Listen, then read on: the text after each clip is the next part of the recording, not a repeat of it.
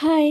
నా చిన్నప్పటి నుంచి నా ప్రతి బర్త్‌డేకి ఎవరో ఒకళ్ళు గిఫ్ట్ ఇవ్వడమే తప్ప నాకంటూ నేను ఎప్పుడు ఏ గిఫ్ట్ ఇచ్చుకోలేదు. ఫర్ ది ఫస్ట్ టైమ్ ఎందుకో ఈసారి నాకంటూ నేను ఒక గిఫ్ట్ ప్రెజెంట్ చేసుకోవాలనిపించింది. సో, వై నాట్ స్కూటీ ఎందుకు తీసుకోకూడదు? ఈసారి నా బర్త్‌డేకి నేనే ఒక సెల్ఫ్ లవ్ కింద సెల్ఫ్ గిఫ్ట్ తీసుకుందాము అనిపించింది. సో, ఈరోజు నా బర్త్‌డే. సో, ఈరోజే డేట్ బుక్ చేశాము స్కూటీ తీసుకుంటామని చెప్పి. స్కూటీ కాస్ట్ అంతా మొత్తం ఒకేసారి పెట్టి తీసుకోలేదు. ఫస్ట్ కొంచెం అమౌంట్ డౌన్ పేమెంట్ కట్టి మిగతాది ఈఎంఐలో కన్వర్ట్ చేసి తీసుకున్నాము.